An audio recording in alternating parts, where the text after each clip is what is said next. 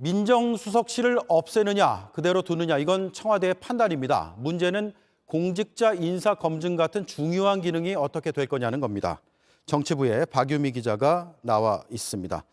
김은혜 대변인은 FBI도 언급했고요. 미국 사례 들었잖아요. 어떻게 하겠다는 겁니까? 네, 먼저 미국의 경우를 좀 설명드리겠습니다. 백악관 인사팀의 지휘로 연방수사국, 또 공직자윤리국, 국세청 등의 다양한 기관들이 각자의 검증 내용을 대통령에게 직접 보고합니다. 예. 그러니까 우리도 법무부와 경찰 등이 직접 각자 검증 내용을 보고하면 이를 취합해서 대통령은 추천만 하겠다는 입장인 겁니다. 네. 그런데 지금도 민정수석실이 이런 걸 취합해서 보고하는 기능을 하지 않나요? 네, 맞습니다. 먼저 청와대 민정수석실 기능을 좀 구분해서 살펴보겠습니다. 보시면 국민 여론을 수집하는 민정비서관실, 또 공직감찰과 사정기관 관리를 맡는 반부패 비서관실, 또 인사검증을 맡는 공직기강 비서관실, 또 법률 자문 등을 지원하는 법무비서관실로 나뉩니다.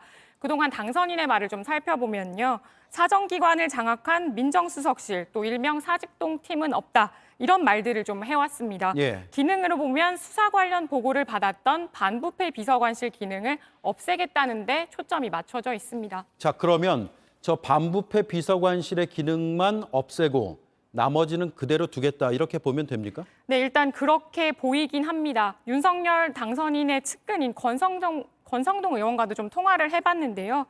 권성동 의원의 설명은 일단 이렇습니다. 법률 보좌, 또 인사 검증, 여론 수집을 맡을 별도의 비서관실을 둘 것이라고 했습니다. 그러니까 민정수석실의 필수 기능, 또 관련 보고를 취합해 올릴 비서관은 필요하다는 말입니다.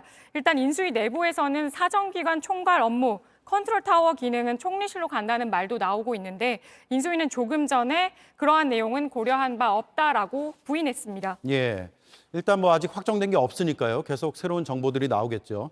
그러면 현재까지를 정리하면 민정수석실 폐지는 하되 그 주요 기능들은 그대로 둔다라는 내용입니까? 네, 그렇습니다. 그렇기 때문에 일단 벌써부터 무늬만 폐지는 아니냐 이런 우려가 좀 나오고 있습니다. 일단 인사 검증만 놓고 보면 좀 전문가의 말은 좀 이렇습니다. 당선인이 예측한 미국 방식은요. 일단 미국은 FBI나 국세청 등의 인사 검증이 공식화돼 있고 또 수집된 정보도 상당히 방대하다고 합니다. 예. 또 어느 기관에서 어떤 내용을 수집하는지도 예측이 가능하다고 했습니다. 그러니까 시스템에 따라서 하는 것이고 백악관 인사팀은 정보를 취합할 뿐 거기에 어떠한 영향력도 행사하지는 않는다는 겁니다.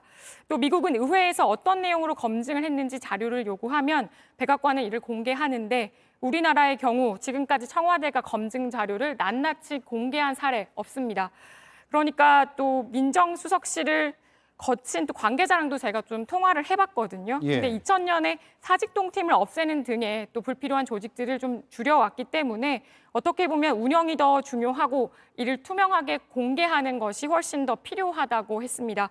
그러니까 민정수석실 폐지 자체도 분명히 상징적인 의미가 있긴 하지만 앞으로 운영 과정에서 과거처럼 과도한 사정 기능을 남용한다든지 하는 사례들이 없도록 하는 것이 더 핵심적인 개혁 과제라는 의미입니다. 네.